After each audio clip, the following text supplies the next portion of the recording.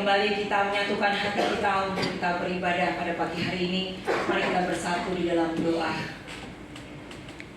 Bapa, di dalam nama Tuhan Yesus, kami bersyukur buat pagi hari ini. Karena kami tahu jika kami ada pagi hari ini, semua karena anugerah-Mu, semua karena kasih-Mu, dan semua karena pernyataan-Mu di dalam kehidupan kami. Pagi hari ini kami membawa seluruh hidup kami di dalam mezbah-Mu yang kudus. Mari Tuhan sucikan layakan kami, supaya kami layak di hadapan Engkau, supaya kami layak beribadah kepadamu pagi hari ini. Kami minta hadirat-Mu, kuasa-Mu turun atas tempat ini, menguasai seluruh ruangan ini, sehingga setiap kuasa kegelapan dipatahkan dan dihancurkan dalam nama Tuhan Yesus. Hamba mohon hadirat-Mu turun atas tempat ini, sukacita, damai sejahtera turun atas tempat ini. Terima kasih Bapa. Kami mau bersorak-sorai buat Allah kami yang ajaib, Allah yang luar biasa, Allah yang hidup bagi kami. Engkau memberkati setiap umat-Mu yang masih dalam perjalanan, sampaikan di tempat ini dengan selamat, tak kurang suatu apapun, sehingga mereka boleh kembali bersama-sama dengan kami, memuji, memuliakan, meninggikan nama-Mu. Terima kasih Bapa. Di dalam nama Tuhan Yesus Kristus kami berdoa dan mengucap syukur. Haleluya. Amin. Mari Bapak Ibu, pagi hari ini kembali kita akan melakukan perjamuan kudus. Mari kita menyiapkan hati kita sungguh-sungguh kepada Tuhan.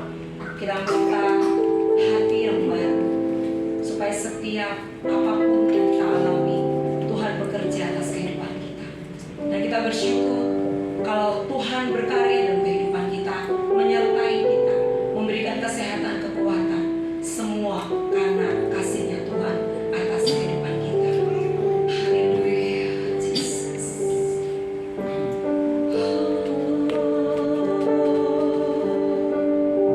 Jesus,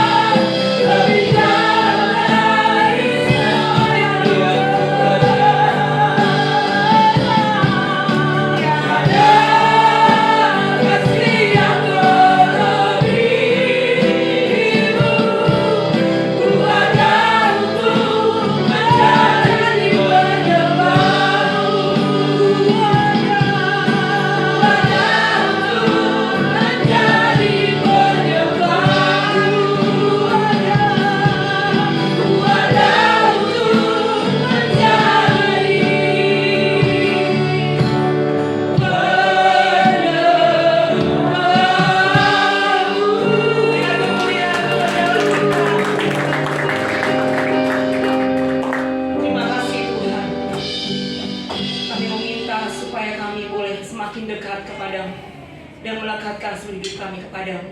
Dan kami mau bersorak-sorai buat Allah kita. Haleluya, amin. Berikan kemuliaan buat Allah kita, amin. Siapa lebih dari pemenang sih Bapak Ibu? Saya kira lebih dari pemenang. Berikan tepuk tangan yang meriah kembali buat Allah kita. Haleluya. Lebih dari pemenang. Haleluya.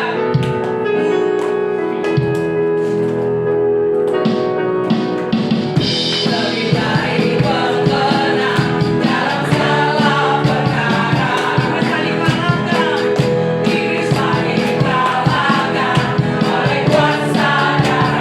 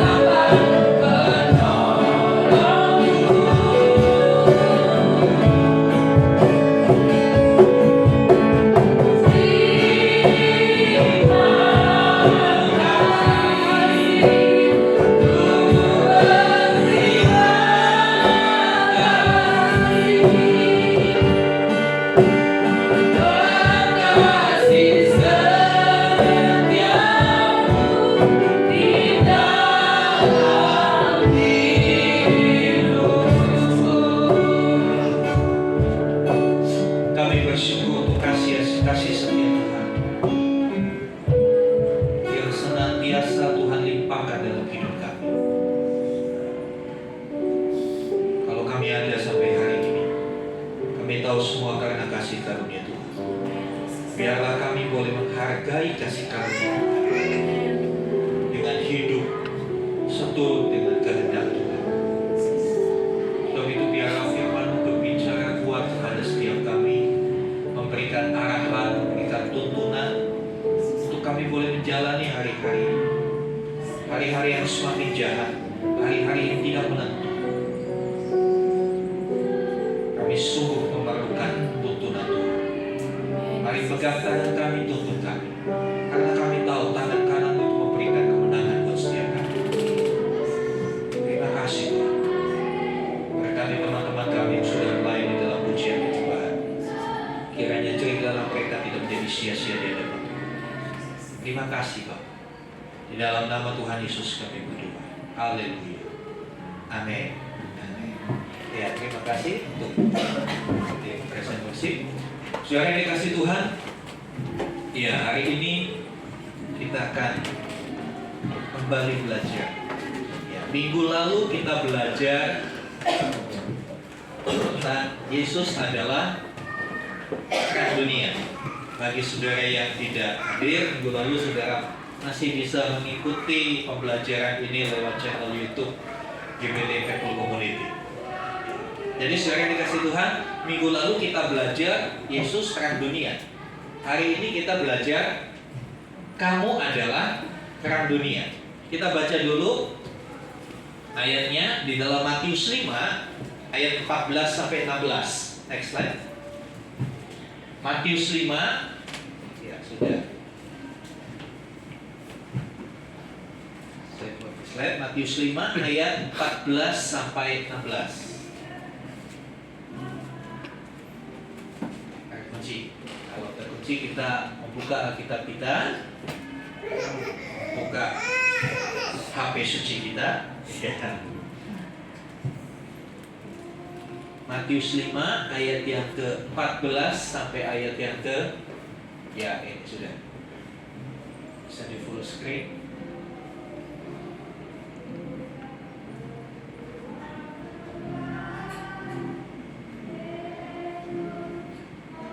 Oke, kita baca saja saudara, ada gangguan teknis. Matius 5, 14 sampai 16 kita baca bersama-sama. 2, 3. Kamu adalah terang dunia. Kota yang terletak di atas gunung tidak mungkin tersembunyi. Begitulah orang tidak menyalakan benda lalu meletakkannya di bawah melainkan di atas hatinya sehingga mereka semua orang di dalam rumah itu. Demikianlah hendaknya kamu percaya kepada orang supaya kamu melihat orang yang baik dan melihat orang yang jahat. Ya, ayat ini jelas sekali. Kalimat pertama sudah memberikan satu penegasan, kamu adalah apa? Terang dunia. Minggu lalu kita belajar apa, saudara? Yesus adalah terang dunia. Next slide. Ya, minggu lalu kita belajar ini Yohanes 8 ayat 12 berkata, maka Yesus berkata pula kepada orang banyak, katanya, akulah terang dunia. Lalu yang mana yang benar? Next slide. Ya, mana yang benar? Apakah kedua ayat ini bertentangan? Minggu lalu kita belajar Tuhan Yesus berkata, akulah terang dunia. Yesuslah terang dunia. Tapi Matius 5 ayat 14 berkata, kamulah terang dunia. Mana yang benar, saudara? Apakah kedua ayat ini bertentangan? Tidak. Justru kedua ayat ini saling melengkapi. Satu dengan yang lainnya memperkaya. Begitulah cara kita membaca Alkitab. Kita tidak bisa ambil satu ayat lalu kita pegang itu aja, kita melihat. Karena Alkitab ini yang setebal ini merupakan satu kesatuan. Satu kesatuan yang saling terkait. Tidak bisa dipisah-pisah. Ya. Istilahnya nggak bisa beli eceran begitu. Harus satu paket. Menjadi orang Kristen juga harus satu paket. Bukan cuma berkatnya. Ya. Bukan cuma berkatnya yang kita terima. Tapi karakter Kristus juga harus kita kejar. Ya, saudara dikasih Tuhan, kedua ayat itu benar. Ya, kadang kalau orang ketika membaca Alkitab, ini bilang begini, ini bilang begini, mana yang benar? Ya dua-duanya benar. Justru itu saling melengkapi. Kalau kita bisa melihat kebenaran firman Tuhan dalam tuntunan Roh Kudus, bukan dengan akal pikiran manusia. Ya, kalau kita membaca Alkitab, mempelajari Alkitab dengan cara berpikir kita, kacau, saudara. Ada orang bertanya, bagaimana sih Alkitab itu? Katanya jangan membunuh. Kita lihat di Perjanjian Lama suruh menumpas habis. Mana yang benar? Ya, kadang-kala kita dihadapkan kepada dua ayat, dua bagian Alkitab yang sepertinya bertolak belakang, sepertinya bertentangan. Tapi kalau kita bisa melihat Alkitab menjadi satu kesatuan, itu adalah sebuah unity. Ya. Ayat-ayat yang saling mendukung, ayat-ayat yang saling memperkaya maknanya. Ya, maknanya. Ya, saudara yang dikasih Tuhan, terang yang sesungguhnya adalah Allah. Ya, di dalam Yakobus 1 ayat 17. Ya, kita lihat Yakobus 1 ayat 17.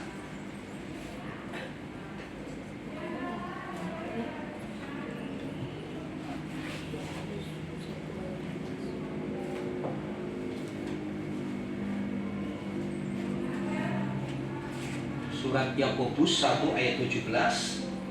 Demikian firman Tuhan, setiap pemberian yang baik dan setiap anugerah yang sempurna datangnya dari atas, turun dari Bapa segala terang.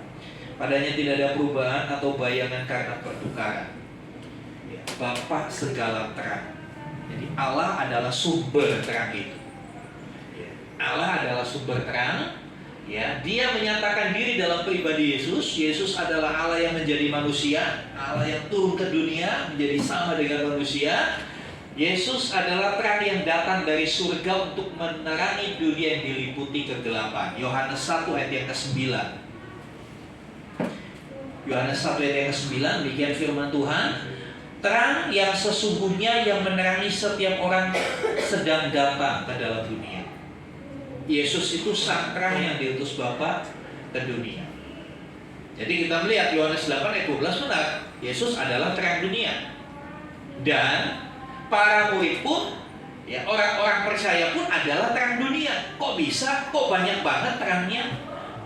Terang yang sejati, terang yang sumbernya itu Allah.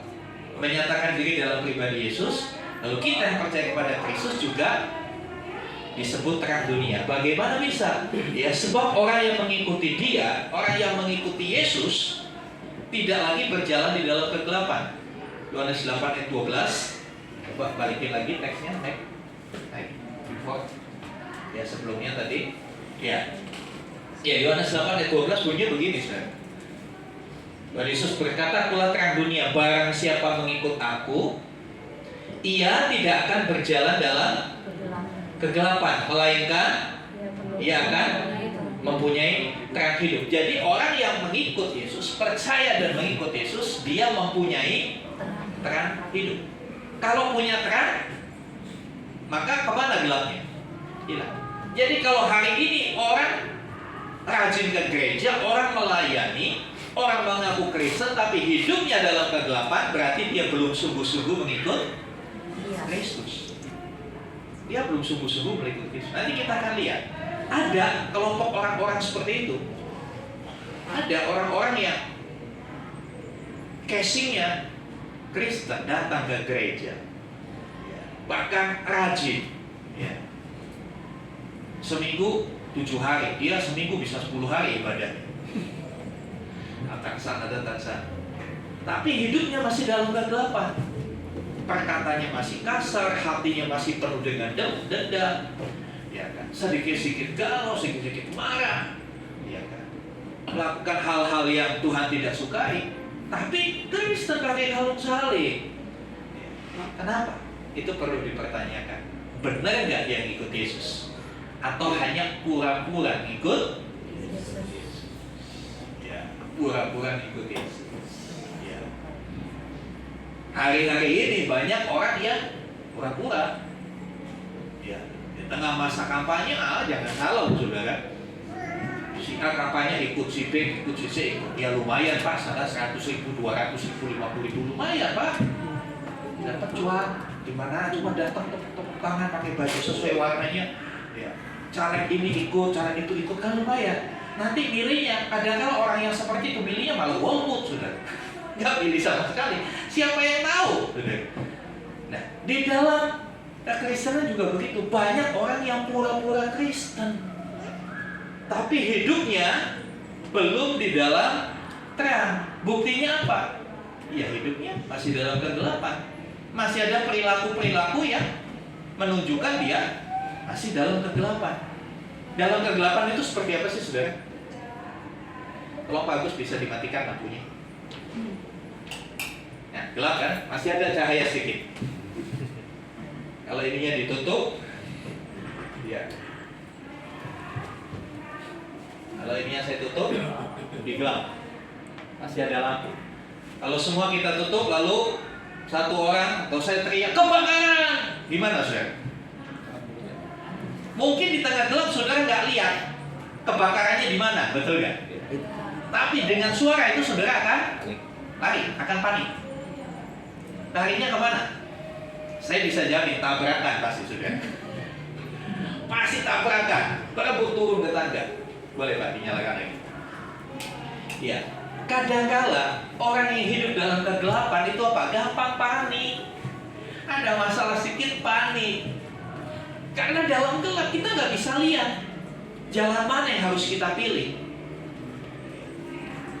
Gelap. Ada bahasa anak muda, gimana? Gini. Gimana hubungan kamu sama cewek itu? Entah, gelap gitu kan. Kata-kata gelap pernah populer beberapa tahun yang lalu. Banyak orang yang ketika ditanya bagaimana hidupku, gelap ya karena dia nggak tahu. Orang yang dalam kegelapan dia nggak tahu. Tuhan Yesus datang memberi terang, menerangi hidup kita. Jadi dengan terang seperti ini kita tahu. Kalau saya teriak kebakaran, saudara nggak akan langsung panik. Kenapa? Mana? Ya kan? Mana? Nggak ada api kok. Tapi dalam kondisi gelap kita mudah terprovokasi. Betul ya? Kita mudah terprovokasi. Banyak kali orang mudah terprovokasi dengan apa? Dengan omongan orang. Dia mau menjelekin kamu gini-gini. Oh, udah langsung emosi. Padahal omongan itu belum tentu benar. Ya. Kadang-kadang omongan itu belum tentu benar. Tapi ya karena kita gelap. Karena ketika dalam gelap, orang itu manusia makhluk hidup ya, bukan hanya manusia makhluk hidup itu akan cenderung mempertahankan diri, betul nggak? Mempertahankan diri, menyelamatkan diri. Tapi ketika kita di dalam terang, kita tahu nggak ada kebakaran, santai aja, nggak perlu panik. Menjalani hidup ini ketika kita hidup di dalam terang, mengikut Kristus sang terang dunia itu, kita nggak perlu panik. Kita nggak perlu panik. Kadang-kala kita panik untuk sesuatu yang tidak beralasan. Tidak beralasan. Sudah dikasih Tuhan, next. Balik.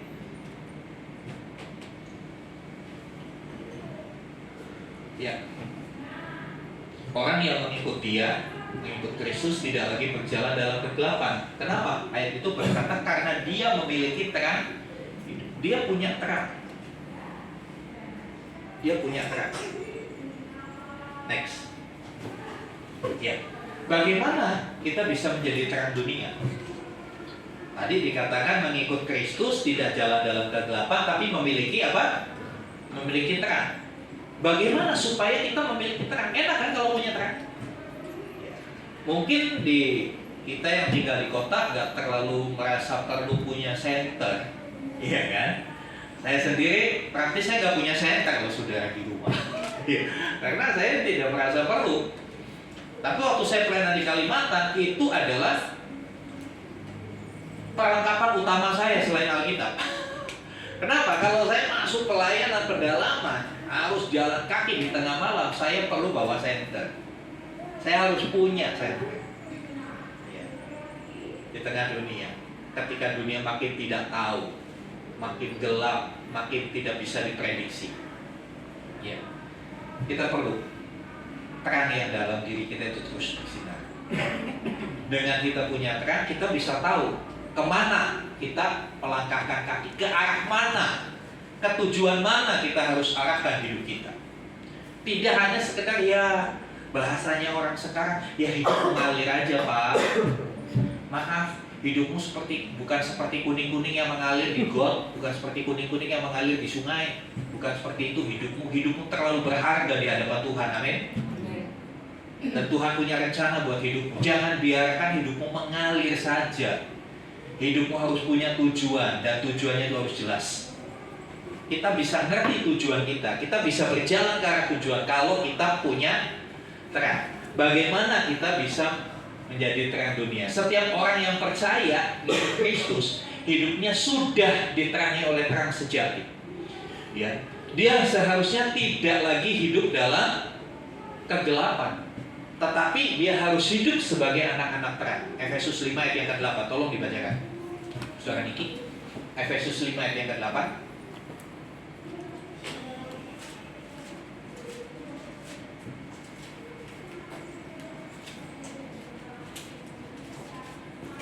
Efesus 5 ayat 8. Memang dahulu kamu adalah kegelapan, tetapi sekarang kamu adalah terang di dalam Tuhan. Sebab itu hiduplah sebagai anak-anak terang. Iya, dulu kamu kegelapan. Dulu sebelum kita percaya, sebelum kita mengikut Kristus. Tapi setelah kita percaya dan mengikut Kristus, dikatakan kamu anak-anak terang. Kamu tidak lagi di dalam gelap. Ada perbedaan. Ada sesuatu yang berbeda. Gelap dan terang itu beda. Kita bisa bedakan. Ya. Terang itu sesuatu yang mencolok, nyata, bukan samar. Terang itu bisa menjadi pembeda. Nah, saudara dikasih Tuhan. Jadi terang orang percaya itu bukan dari dirinya, saudara. Terang kita itu bukan dari dirinya, tapi karena Kristus yang ada di dalam hidup kita. Kristus yang sudah menguasai hidup kita. Karena itu Galatia 2 ayat 20 berkata, hidupku bukannya aku lagi, tetapi Kristus yang ada di dalam aku. Karena Kristus di dalam kita, ingat dia adalah terang dunia, maka hidup kita pun jadi terang. Terang itu tidak bisa ditahan, terang itu akan memancar. Terang itu akan memancar. Jadi ketika seseorang menjadi percaya kepada Kristus, hidupnya akan berubah, hidupnya akan berbeda, tidak sama lagi. Tapi yang membuat dia berubah itu bukan dirinya. Yang membuat dia bercahaya, yang membuat dia bersinar itu bukan dirinya, tetapi terang Kristus dalam dirinya. Ya, saya selalu kasih ilustrasi seperti ini, saudara. Ya, ketika kita memiliki terang, ya seperti saya memiliki terang. Terang saya dalam bentuk lampu di senter ini. Ketika saya ada di dalam terang, saya terang nggak? Terang. Saya bisa lihat jalan, bisa. Sekalipun dimatikan, saya masih bisa lihat jalan. Saya masih bisa turun tangga dengan baik. Saya nggak akan nabrak, karena saya punya terang. Tapi yang bercahaya siapa, saudara? Handphone. Ini bukan saya yang mengeluarkan cahaya. Saya hanya nebeng cahaya di sini, istilahnya begitu. Ya. Saya hanya merefleksikan. Ya. Jadi terang dalam diri orang percaya itu dari Kristus asalnya. Kristus yang kita percaya, kita ikuti. Ya. Apa yang kita ikuti? Bukan penampilan lahiriahnya. Tuhan gak suruh kita mengikuti dirinya dengan penampilan lahiriahnya. Makanya kita tidak harus ya. Bukannya tidak boleh, tidak harus pakai jenggot. Nah, Tuhan Yesus fotonya kan pakai jenggot. Kita juga harus pakai jenggot. Kan kita suka nyanyi di gereja, ku mau seperti-Mu Yesus, pakai jenggot, terus pakai jubah semua. Kenapa alasannya? Kenapa kau pakai jubah? Mau seperti Yesus. Bukan itu yang dimaksud. Bukan tampilan fisiknya, tapi apa? Karakternya, moralnya, cara hidupnya, cara dia berpikir, cara menghadapi masalah.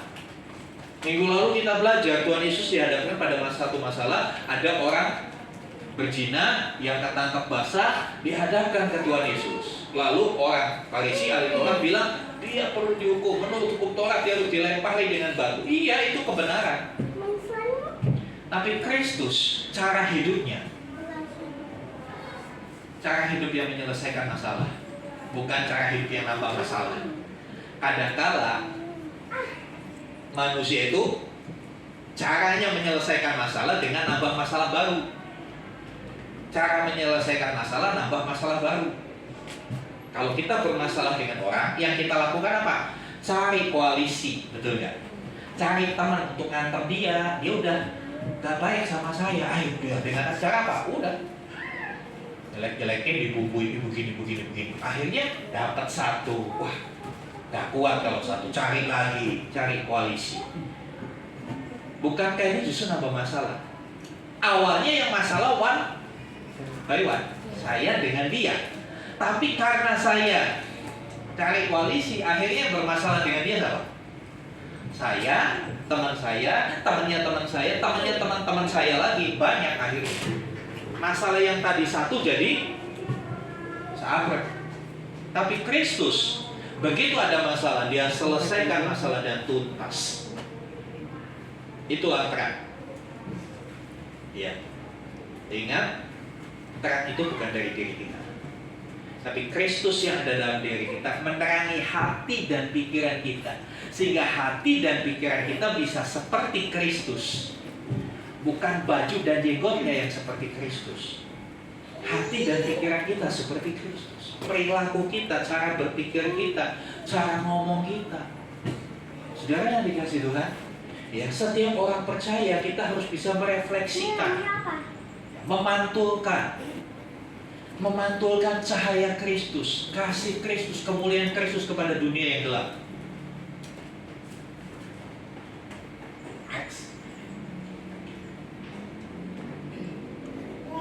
Ya, lalu bagaimana seharusnya terang itu? Ya, dikatakan ayat yang ke-16 bagian A, demikianlah hendaknya terangmu bercahaya di depan orang. Demikianlah hendaknya. Kata demikian itu menunjukkan bahwa sebelum perkataan ini ada ceritanya. Ya. Kalau saudara cerita bla bla bla bla bla, ya demikian ceritanya. Apa artinya demikian? Yang diceritakan sebelumnya. Kita lihat yang diceritakan sebelumnya. Ayat yang ke 14, 15. Tolong Niki dibacakan. Matius 5, 14, 15.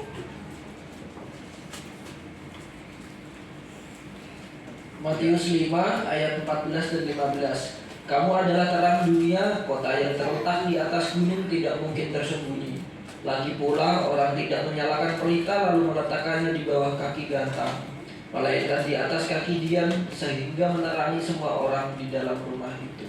Iya, ada dua perumpamaan yang Tuhan Yesus berikan ketika bicara soal kamu adalah terang dunia. Dikatakan kota yang terletak di atas gunung tidak mungkin tersembunyi. Kenapa kota yang terletak di atas gunung dan tersembunyi? Bisa dilihat, ada cahaya-cahaya, ada lampu-lampu. Oh, di sana ada kota. Ya, saya percaya saudara yang kalau pas pulang kampung, itu kan banyak kampung-kampungnya di atas bukit. Oh, itu ada kampung, ada kampung. Ya, dari jauh saudara bisa lihat itu kampungku, ya kan? Karena apa? Ada cahaya di sana. Ya. Kota di atas gunung tidak tersembunyi. Terang itu tidak bisa disembunyikan. Terang itu nggak bisa pura-pura. Terang itu nyata. Orang yang hidup di dalam Kristus, hidupnya beda, kelihatan banget. Memberikan satu pembedaan. Kita menjadi pembeda. Sama seperti terang dan gelap. Itu nggak bisa dicampur. Ya, asin sama manis bisa dicampur, jadi oralit. Ya kan? Tapi kalau terang sama gelap nggak bisa dicampur. Terang itu akan jadi pembeda. Terang kita nggak bisa sembunyi. Dan yang kedua, ya kan, dikatakan dikasih orang nggak mungkin taruh pelita itu lampu, ya di bawah gantang. Mungkin kita bingung gantang itu apa? Gantang itu seperti wadah, anggap tempayan seperti tempayan. Tempayan itu seperti apa sih saudara? Satu alat, satu wadah. ada kayak baskom lah, anggap begitu baskom. Orang kalau pasang lampu, kalau saudara mati lampu di rumah, cepat-cepat cari lilin kalau nggak punya lampu emergency. Kalau toh saudara punya lampu emergency, saudara tidak akan taruh itu di satu tempat kemudian ditutup pakai baskom, kan enggak? Yang saudara lakukan apa? Baskomnya ditaruh, ya benar. Lampu emergency atau lilinnya taruh di atas baskom. Supaya apa? Supaya bisa menerangi semua. Dengan kata lain, terang itu tidak bisa disembunyikan. Dia tidak tersembunyi, tapi ada orang-orang yang berusaha menyembunyikan terang. Menyembunyikan terang Kristus, mengabaikan nasihat-nasihat Tuhan. Banyak orang-orang yang hidupnya menyembunyikan. Kadangkala, ya, istilah saya jadi Kristen malu-malu. Ya, jadi Kristen malu-malu. Ketika kita lagi dalam kumpulan, kumpulan apa, ada acara makan, kita sudah tahu, ya, gaya hidup kita berdoa sebelum makan, betul nggak? Berdoa nggak sebelum makan? Berdoa sebelum makan, kalau nggak lupa. Tapi banyak orang yang ketika diperhadapkan kepada situasi tertentu, malu untuk menyatakan dirinya sebagai pengikut Kristus. Caranya gimana? Dia menutupi semua doa. Kita doanya sambil ngaduk-ngaduk nasi, supaya nggak kelihatan doa. Kita enggan berbuat begini. Kenapa? Nanti bilang, orang Kristen. Saya suka bilang, kalau ada bilang, kamu orang Kristen, ya kalau kamu ketahuan orang Kristen, apa masalahnya? Betul nggak sih? Kalau saudara ketahuan saudara Kristen, apa masalahnya? Masalahnya, kenapa banyak orang yang takut ketahuan Kristen? Masalahnya dia belum hidup seperti Kristus. Jadi dia sembunyi, nggak mau ketahuan. Kenapa? Kalau ketahuan akan masa orang Kristen begitu? Sering kan kita dengar kata-kata begitu. Orang Kristen kok gitu, betul nggak? Nggak pernah ada omongan orang Islam kok gitu, orang Buddha kok gitu, nggak pernah kan? Tapi kenapa orang selalu berkata orang Kristen kok gitu? Kenapa? Sadar tidak sadar dunia mengakui standar moral Kristen lebih tinggi. Orang Kristen kok utang nggak bayar? Tapi kalau agama lain nggak pernah diomongin gitu kan? Rajin ke gereja kok utang nggak bayar? Diomongin. Tapi kalau orang di luar Tuhan, di luar Kristen, walaupun dia rajin ke kelenteng, rajin pengajian, rajin sholat Jumat, nggak pernah ada omongan begitu. Ini menunjukkan apa? Standar moral yang Tuhan berikan buat kita lebih tinggi.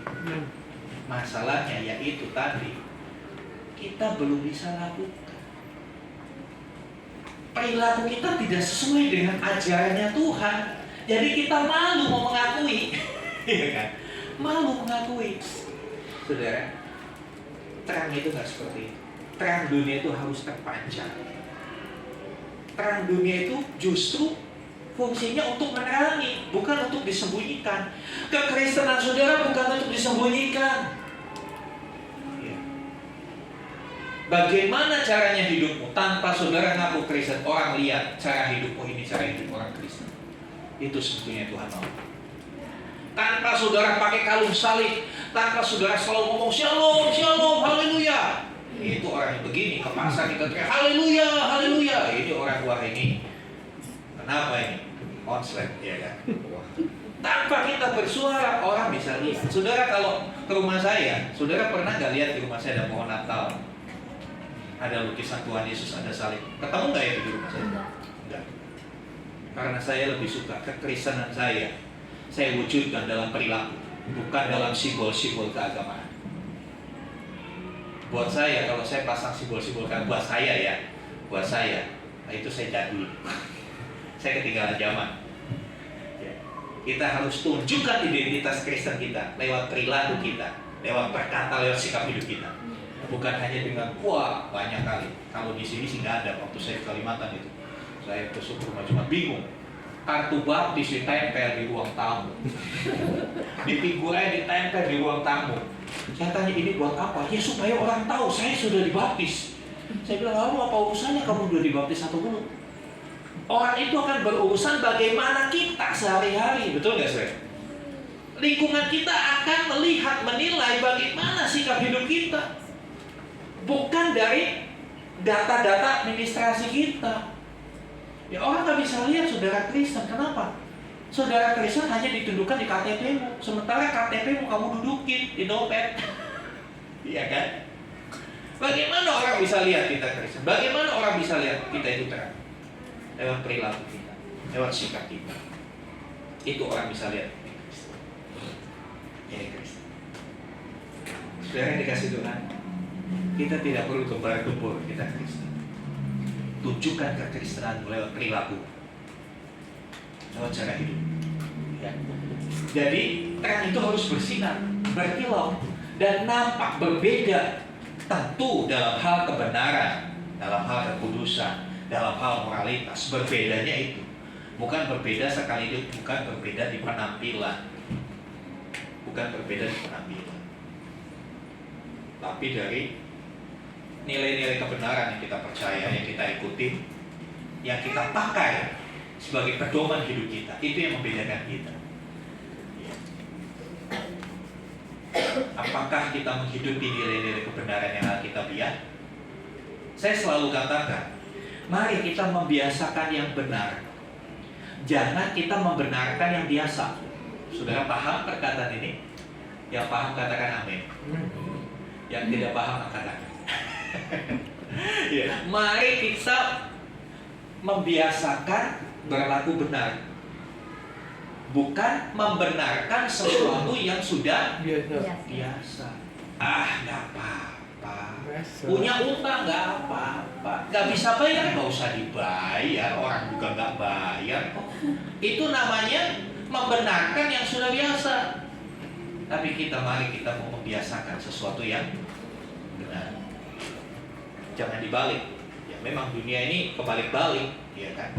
Dunia hari-hari ini itu dibalik-balik semuanya. Ya. Kemudian, saudara yang dikasih Tuhan, ya harus ada perbedaan yang ditampakkan. Istilahnya, kita sebagai terang dunia harus tampil beda. Beda dalam artian yang positif tentunya. Ya. Beda dalam artian yang sesuai dengan Kristus. Next.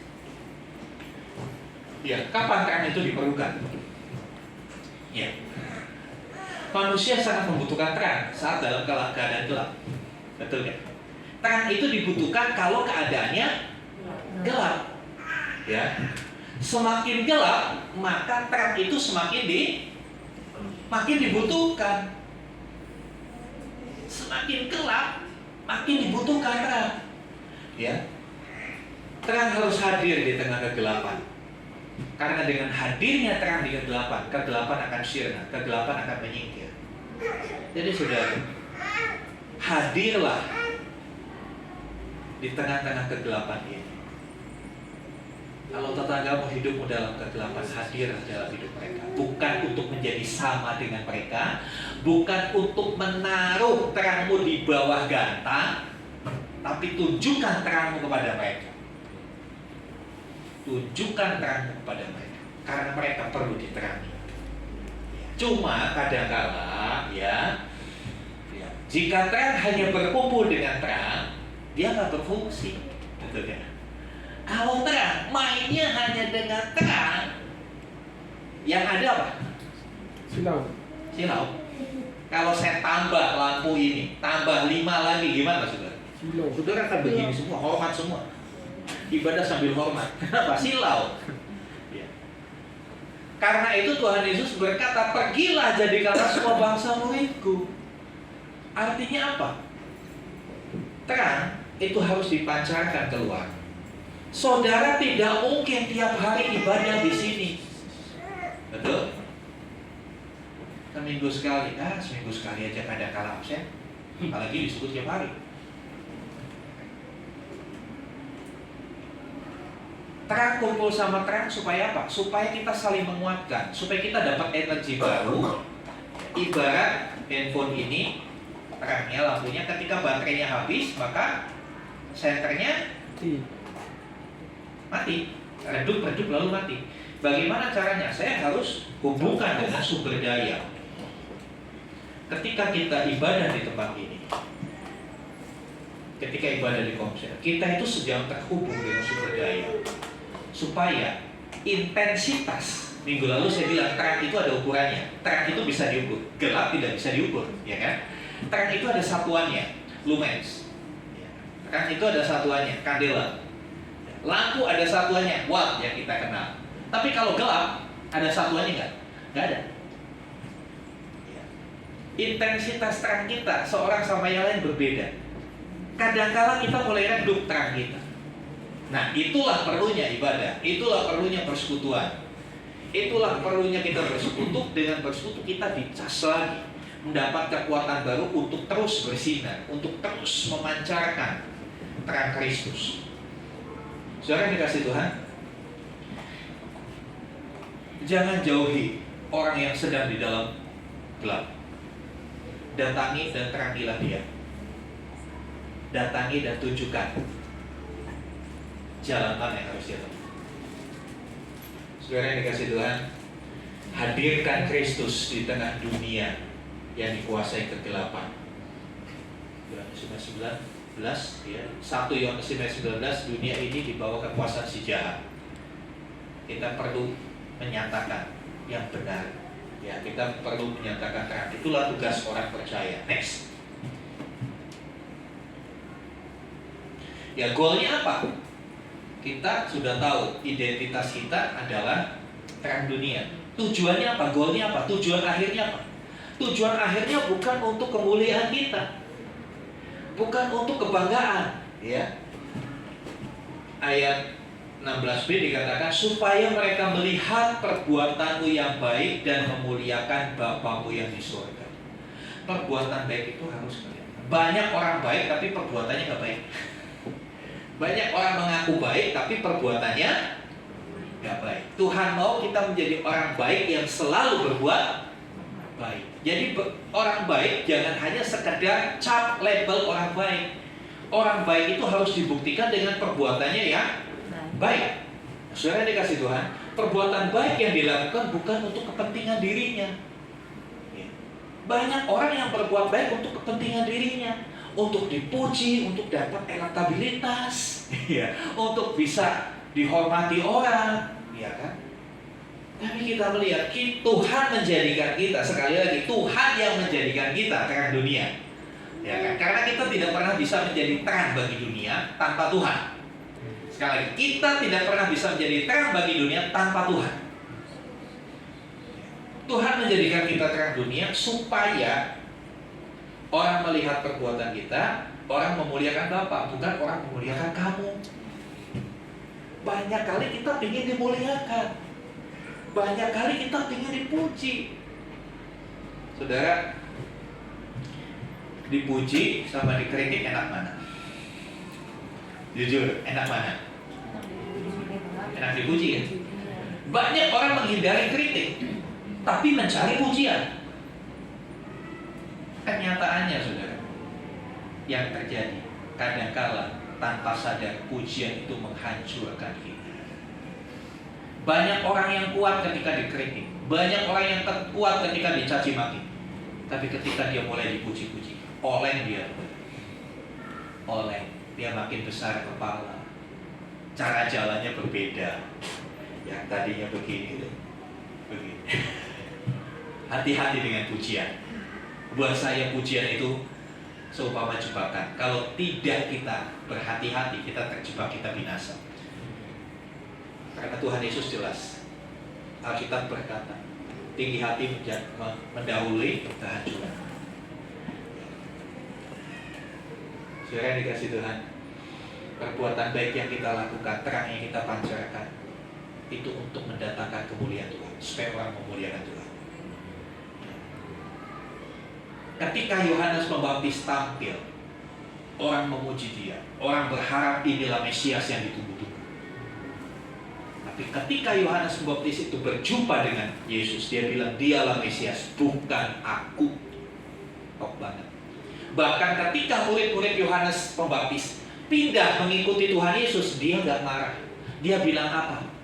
Dia harus ditinggikan, aku. Dia harus makin besar, saya makin kecil. Ini keren banget. Buat saudara yang melayani Tuhan, perhatikan ini. Bisakah kita berkata, Yesus harus ditinggikan, saya makin dekat. Yesus yang harus makin besar, saya makin kecil. Banyak kali orang ketika anggotanya pindah kepada orang lain, apa? Marah. Kalau sudah marah apa? Mulai nyebarkan fitnah. Tapi Yohanes Pembaptis mengaku, dialah Mesias, ikutilah dia. Dia mempersilakan. Saya tugasnya hanya mempersilakan, mempersiapkan. Saya tugasnya hanya mempersiapkan. Tapi Yesus, dia yang harus kamu ikuti selamanya. Dia harus makin bertambah, aku semakin berkurang. Keren kan?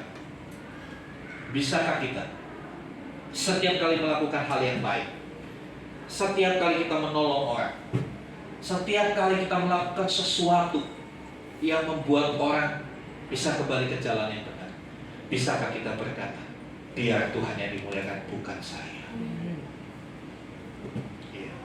Iya, memang natur kita senang dipuji, kita pengen terima itu. Tapi please, jangan ambil yang bukan hakmu. Yang layak terima pujian hanya Tuhan, bukan pembalap. Yang layak terima pujian hanya Tuhan, bukan diri. Karena untuk itulah kita dipanggil, supaya mereka memuliakan Bapamu yang di surga. Dan ini pun sudah dikatakan oleh Tuhan Yesus. Suatu kali dalam percakapan dengan murid-murid, ada seorang berkata, guru yang baik kepada Tuhan Yesus. Di Injil Yohanes juga, di surah Periksa. Guru yang baik, Tuhan Yesus bilang, hanya ada satu yang baik, Bapa di surga. Sebenarnya kalau Tuhan Yesus bilang, aku belum baik, Bapa yang baik. Bisa nggak kita berkata begitu, saudara? Membawa kemuliaan hanya bagi Tuhan. Ya. Next. Ya, terakhir. Senang biasanya kalau Bapak bilang terakhir. Senang ya. Yang mimpi sudah mulai terbangun dari mimpi. Ya. Ya, sekarang dikasih Tuhan. Yang terakhir ada sebuah perenungan. Saudara kenal tokoh ini? Mahatma Gandhi. Mahatma Gandhi. Siapa dia? Tokoh pergerakan India yang mendukung kemerdekaan India, tapi dengan cara-cara damai. Dengan cara-cara damai. Saudara tahu nggak? Mahatma Gandhi melakukan perjuangan di India dengan cara damai, terinspirasi dari Tuhan Yesus. Suatu kali ada seorang misionaris tanya sama Mahatma Gandhi, ya, kamu setiap kali berorasi selalu mengutip ayat-ayat Alkitab, terlebih khotbah di bukit Tuhan Yesus. Tapi kenapa kamu nggak mau jadi Kristen? Lalu ini jawabnya Mahatma Gandhi. Saya tidak pernah menolak Kristus, ya. Saya suka Kristus Anda. I love your Christ, but I don't like your Christian. Saya suka Kristenmu, tapi saya nggak suka orang. Saya suka Kristus kamu, tapi saya tidak suka orang Kristen kamu. Dan dia bilang begini, jika orang Kristen benar-benar hidup menurut ajaran Kristus seperti Alkitab, seluruh India sudah jadi Kristen hari ini. Sudah tahu India? Satu negara di Asia dengan jumlah penduduk nomor 2 di dunia, di bawah China. Berapa banyak Kristen di sana? Minoritas. Kristen di India minoritas. Mahatma Gandhi berucap ini di awal-awal kemerdekaan India. Dia bilang, kalau orang Kristen itu hidupnya seperti Tuhan Yesus, seperti ajaran Kristus, seluruh India jadi orang Kristen hari ini. Tapi kenapa sampai hari ini banyak orang yang belum mengikut Kristus? Salahnya bukan di Kristusnya, tapi di pengikut Kristusnya, yang hidupnya belum sama seperti Kristus.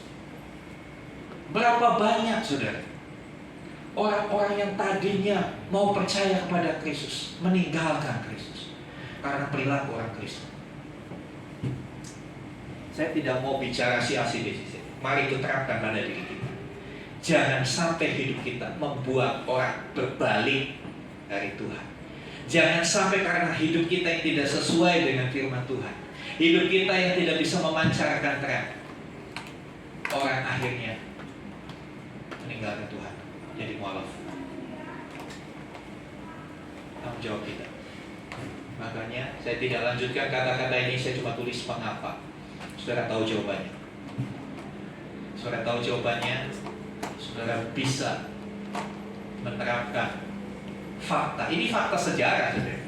Ini bukan kisah dongeng, ini fakta sejarah. Mahatma Gandhi bilang begitu. Itu dicatat sama misionaris itu. Dia bilang, saya nggak pernah nolak Kristus. Saya suka. I love you, Christ. But I don't like your Christianity. Kita mau menghidupi kekristenan yang seperti apa, saudara? Itu pilihan. Tapi plannya Tuhan, rencana Tuhan adalah supaya saudara dan saya menjadi terang dunia. Amin. Mari sama-sama kita bangkit berdiri. Saya undang. Sebelum sebentar kita masuk perjamuan kudus. Perjamuan kudus tidak akan ada artinya apa-apa buat hidup kita ketika kita masih hidup dalam terang, dalam gelap. Mari sama-sama kita berdiri, kita datang kepada Tuhan. Haleluya, haleluya. Perjamuan kudus tidak akan pernah berdampak dalam hidup kita kalau hidup kita sendiri masih belum masuk di dalam terangnya Kristus. Dan firman Tuhan juga jelas mengajar kita, sebelum mengambil tubuh dan darah Tuhan, mari kita periksa diri. Mari kita periksa diri, mengkoreksi diri. Mungkin selama ini terang kita begitu redup. Ada sih terang tapi redup. Kadang-kala terang kita nyala padam. Orang Jawa bilangnya biarpet. Kadang-kala kalau lagi banyak duit kita bisa menjadi begitu baik.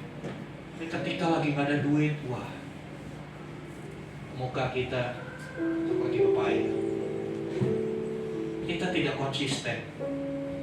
Kita labil, kita gampang berubah. Saudara, kita ini terang dunia. Dunia, bukan terang keluar. Bukan hanya terang keluar. Bukan hanya terang di gereja. Teman-teman orang Medan, bukan hanya terang di persautaanmu, tapi engkau adalah terang dunia. Yang harus kau terangi bukan hanya untuk kalangan sendiri. Terang dunia bukan untuk kalangan sendiri, tapi namanya terang dunia ya untuk seluruh dunia. Haleluya. Saya juga percaya seperti yang Mahatma Gandhi katakan, ketika orang Kristen di Indonesia hidupnya sesuai dengan Alkitab, akan lebih banyak orang lagi yang minta dibaptis. Akan lebih banyak orang lagi yang menyerahkan hidupnya kepada Kristus. Mungkin ada orang-orang di sekitar kita, kenapa sampai hari ini mereka belum menyerahkan diri kepada Kristus? Karena dia belum melihat Kristus dalam hidup kita. Ketika seseorang melihat Kristus dalam hidup kita, dia akan datang kepadamu dan berkata, perkenalkan saya dengan Tuhan Yesus. Saya mau kenal dia lebih. Kenapa? Saya melihat hidup kamu berbeda dari dunia. Haleluya, haleluya. Menaikkan pujian Tuhan, ku mau menyenangkan.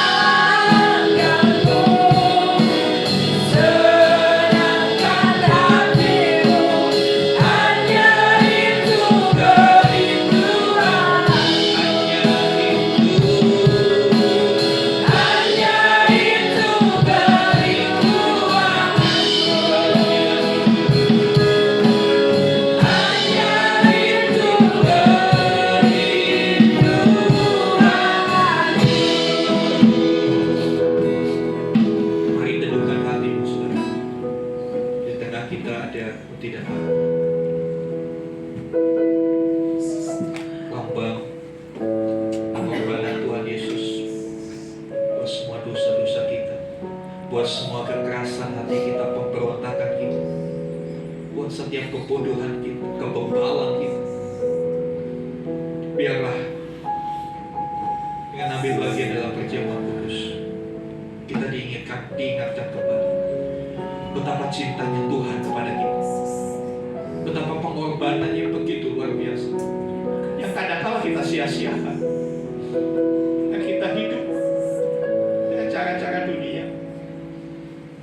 Kita lebih memilih perbuatan-perbuatan kegelapan. Kita lebih memilih ikuti nafsu kita, ego kita, emosi kita. Mari saudara, sebelum mengambil tubuh dan darah Tuhan, saudara diberi kesempatan untuk mengaku dosamu di hadapan Tuhan. Apa yang Roh Kudus ingatkan, akui di hadapan Tuhan. Pengampunannya masih ada. Pengampunan itu diberikan bagi barang siapa yang mengaku dosa, bukan menyembunyikan dosa, bukan menutupi dosa dengan membela diri, tapi mengakulah di hadapan Tuhan. Mengakulah di hadapan Tuhan. Saudara nggak perlu ngaku sama gembala, saudara perlu ngaku sama Tuhan, karena bukan gembala yang mengampuni engkau, Tuhan yang mengampuni engkau. Kristus yang sudah mati buat dosa-dosa. Dia ada di tengah kita. Dia melihat setiap hidupmu dan hidupku. Seolah-olah siang ini dia berkata, di manakah terangmu? Mengapa kau mulai redup? Mengapa semangatmu dalam melayani Tuhan sudah mulai kendor? Mengapa antusiasmu dalam beribadah, dalam berdoa tidak seperti dulu lagi? Mengapa kau suam-suamku hari ini? Dia juga berkata, kembalilah anakku, selagi masih ada waktu. Kau tidak pernah tahu berapa lama lagi kamu punya waktu. Tapi selagi masih ada waktu, ayo balik sama Tuhan. Tuhan Yesus, terima kasih untuk hadir-Mu di tengah kami.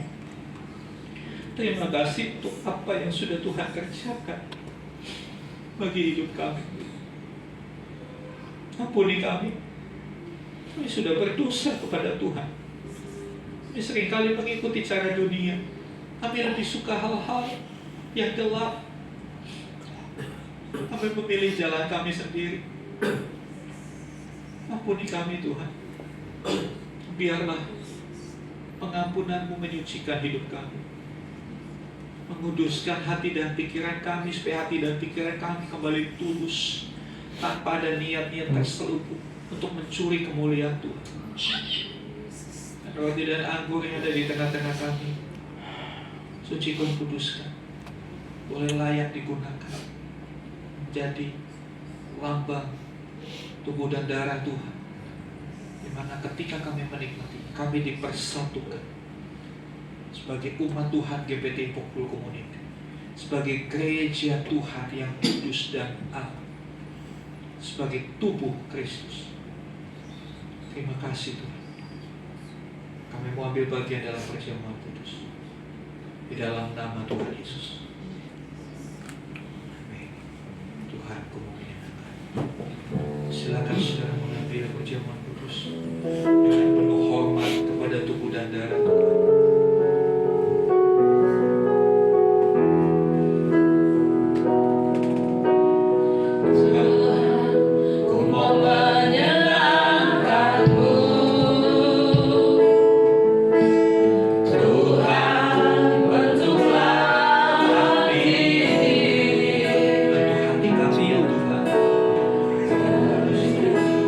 Jangan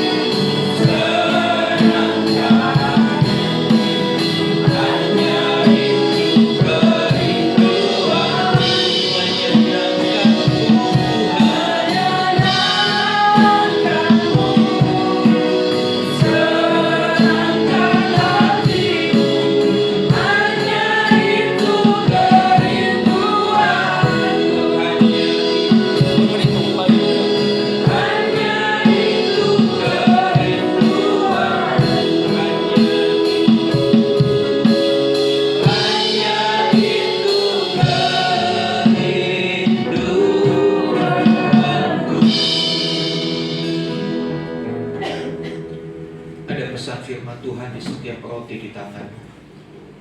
Kau bisa baca, bisa pegang itu. Yang menjadi tuntunan hidupmu di bulan ini. Haleluya, haleluya. Mari kita angkat roti lebih tinggi dari kepala, kita hormati Kristus yang sudah disalib buat saudara dan saya. Dengarkanlah firman Tuhan. Sebab apa yang telah teruskan kepadamu telah aku terima dari Tuhan, yaitu bahwa Tuhan Yesus pada malam waktu ia diserahkan mengambil roti, dan sesudah ia mengucap syukur, ia memecah-mecahkannya dan berkata, inilah tubuhku yang diserahkan bagi kamu. Lakukanlah ini sebagai peringatan akan aku. Bukankah kau tiap kita akan ada persekutuan dengan tubuh Kristus? Amin. Mari kita makan bersama-sama dalam nama Tuhan Yesus.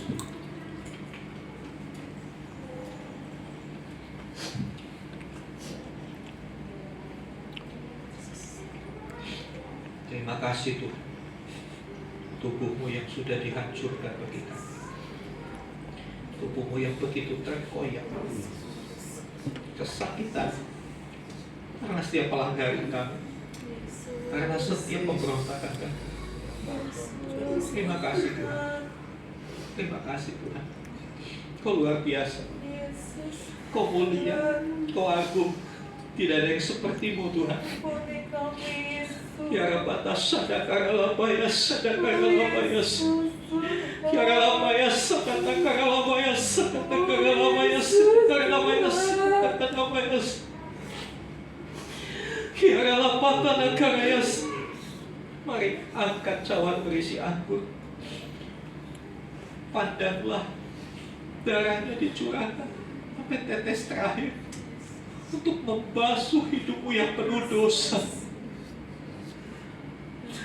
untuk membersihkan pikiran kita yang kotor, yang culas,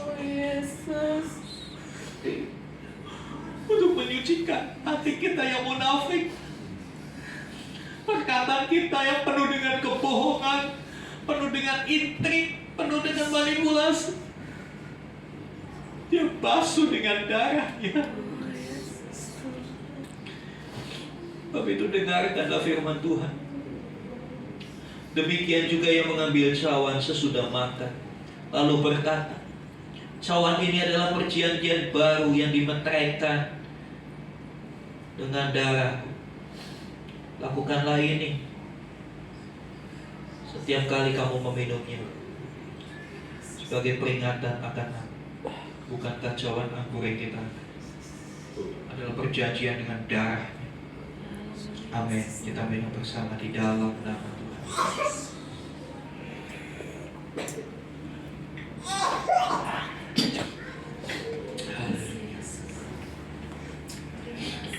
Haleluya, haleluya. Mari naikkan syukur saudara kepada Tuhan. Mari berterima kasih untuk apa yang sudah Dia lakukan bagi kita.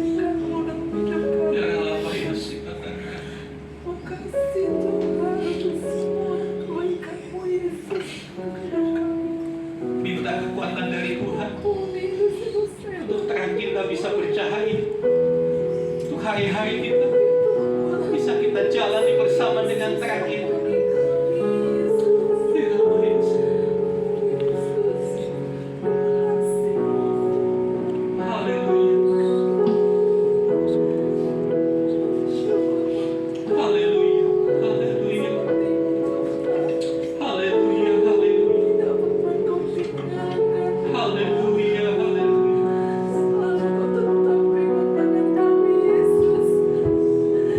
Terima kasih untuk semua penyertaan.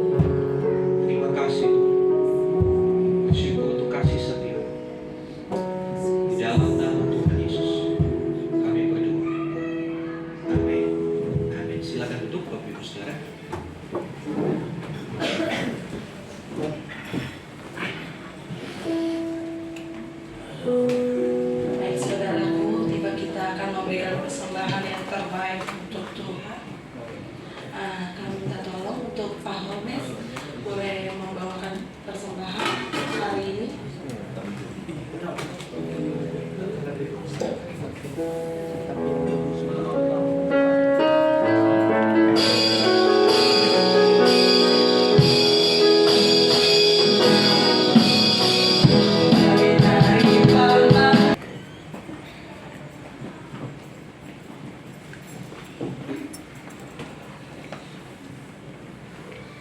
Mari kita sama-sama satukan hati kita sebelum mengakhiri ibadah raya pagi hari ini. Bapa dalam surga, kami mengucap syukur buat pagi hari ini Tuhan Yesus. Pagi hari ini secara khusus kami disegarkan kembali dari kepada firman-Mu Tuhan Yesus. Kami boleh melihat bagaimana kami hidup, kami boleh melihat bagaimana kami bersikap hari-hari ini Tuhan Yesus. Mungkin ampuni setiap dosa dan pelanggaran kami Tuhan. Kalau hari-hari yang sudah kami lalui, kami lebih mengutamakan sesuatu yang sia-sia. Kami mengejar segala sesuatu yang kosong. Kehidupan kami yang tanpa tujuan. Tetapi pagi hari ini Tuhan mengingatkan kembali melalui hamba-Mu Tuhan Yesus. Ada suatu tanggung jawab yang ada dalam kehidupan kami untuk kami menjadi terang dimanapun kami ada Tuhan. Sekalipun hari-hari ke depan kami tidak mudah, tetapi kami bersyukur kami punya Allah yang senantiasa memampukan kami untuk kami tetap menjadi terang dimanapun kami ada, dengan segala kondisi yang kami alami, dengan segala situasi yang kami hadapi hari-hari ke depan Tuhan. Tapi biar kami mau tetap menjadi orang-orang percaya yang menjadi terang, dan orang lain boleh melihat kebaikan kita, orang lain boleh melihat cahaya terang kita, orang lain boleh melihat Kristus hidup di tengah kehidupan kita. Terima kasih Bapak surga, materkan firman-Mu pada pagi hari ini di tengah kehidupan kami, sehingga kekristenan kami bukan sekedar KTP, bukan sekedar bahwa kami adalah seorang Kristen, tetapi kekristenan kami yang sungguh-sungguh memiliki dampak yang besar dimanapun Tuhan percayakan kami ada. Terima kasih Bapak surga, terima kasih Roh Kudus, biarlah firman-Mu pada pagi hari ini bertumbuh, berakar, berbuah di setiap langkah kehidupan kami. Kami sepakat berdoa untuk gembala kami Bapak Ubaja Irawan Tuhan Yesus. Kami bersyukur buat kebenaran firman-Mu melalui hamba-Mu pada pagi hari ini. Kami sepakat biarlah pengurapan hikmat telah turun atas hamba-Mu, kekuatan kesehatan menyertai hamba-Mu Tuhan Yesus. Tuhan telah pilih untuk gembala kami berdiri memimpin kami Tuhan. Biarlah kami terus mendukung hamba-Mu Tuhan Yesus. Tuhan yang terus pakai kehidupan hamba-Mu hari lepas hari semakin dahsyat. Mujizat Allah yang senantiasa terus menyertai setiap langkah kehidupan gembala kami maupun keluarga Tuhan. Dan memberkati gembala kami, Budia, Salsa maupun Sharon Tuhan Yesus. Kami percaya bahwa keluarga ini, keluarga yang Tuhan kasih, dan biarlah Tuhan yang terus memimpin keluarga ini. Hari lepas hari semakin Tuhan bawa di dalam rencana Tuhan yang ajaib. Terima kasih Bapak, kami bersyukur buat setiap kami Tuhan Yesus, setiap jemaat Tuhan yang bersama-sama dengan kami untuk ibadah pagi hari ini. Bapak, kami menyerahkan kehidupan kami hari ini ke depan dalam tangan Tuhan Yesus Kristus. Biar kami tetapkan, kami teguh iman keyakinan kami di dalam Tuhan, tidak pernah luntur dengan apapun yang kami hadapi hari-hari ke depan. Dan Tuhan yang senantiasa terus menyertai keluarga demi keluarga, setiap usaha pekerjaan kami, biarlah kami mohon keterlibatan Tuhan yang bersama-sama dengan kami, sehingga bukan rencana kami yang jadi, tetapi rencana yang Tuhan yang jadi atas setiap rencana-rencana ke depan Tuhan. Terima kasih Bapak surga, kami serahkan seluruh jemaat yang ada Tuhan. Biar kami terus bergandeng tangan untuk senantiasa kami memiliki suatu unity di dalam gereja ini, untuk kami menghadirkan Tuhan, untuk kami mendatangkan kerajaan Allah di tengah setiap kehidupan kami Tuhan. Terima kasih Bapak surga, kami sepakat berdoa untuk Bu Misi yang saat ini masih di dalam pemulihan. Bapak, kami minta belas kasihan Allah turun atas Bu Misi Tuhan Yesus. Pasca operasi yang sudah dilakukan minggu yang lalu Tuhan, kami percaya bahwa Tuhan tidak pernah meninggalkan Bu Misi Tuhan. Tuhan yang senantiasa menyatakan mujizat Allah. Pemulihan dan perpuluhan boleh terjadi atas Bu Misi di dalam nama Tuhan Yesus Kristus. Terima kasih Bapak surga. Terima kasih Roh Kudus, Tuhan menjadi penghibur buat Bu Misi. Tuhan menjadi penyembuh bagian Bu Misi Tuhan Yesus. Bahkan Tuhan berkati untuk Adi maupun Yanti sebagai putra-putrinya, biar menjadi penolong, menjadi penghibur bagi Bu Misi. Biarlah kedua anak-anak ini semakin hari semakin menyerahkan hidupnya, melayani ibunya selama ada di tempat ini Tuhan. Terima kasih Bapak surga, terima kasih Roh Kudus. Kami menyerahkan gereja ini di tempat ini dalam tangan Tuhan. Kalau minggu depan tanggal 7-8 kami ada rencana untuk rapat di daerah Ciawi Tuhan. Seluruh pengerja, seluruh pelayan-pelayan Tuhan. Kalau Tuhan telah memilih kami untuk kami menjadi pelayan Tuhan di tempat ini Tuhan Yesus.